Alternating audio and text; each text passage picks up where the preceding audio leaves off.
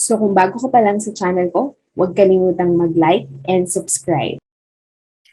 So for today's video, pag-aaralan naman natin ang this, that, and those. So this, that, and those are called demonstrative pronouns. Okay, so ano nga ba yung demonstrative pronouns? It shows relative distance between the speaker and the noun. Okay, so yung word the these is used to refer to something that is near and singular. Okay, so malapit at isa lang ang noun. Okay, so for example, this is a water bottle. Okay, so malapit lang siya kasi hawak ko lang siya. Okay, and isa lang siya.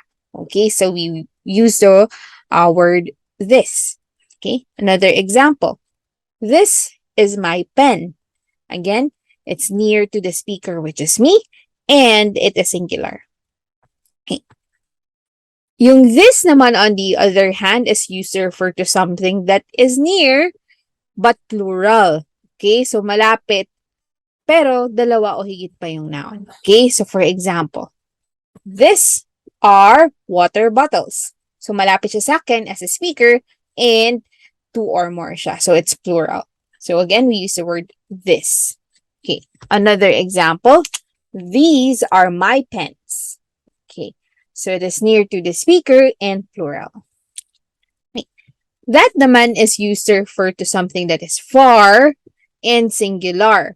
Okay, malayo sa speaker at isa lang ang noun. Okay, so for example, that is our house.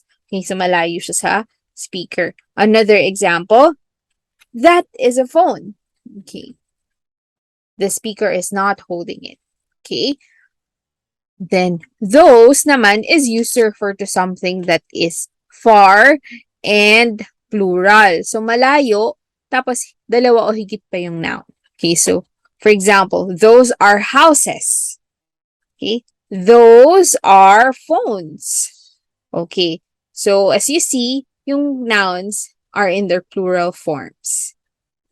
So napakadali lang, di ba? Okay, so kung nagustuhan ninyo ang video na ito, please like, comment, and subscribe.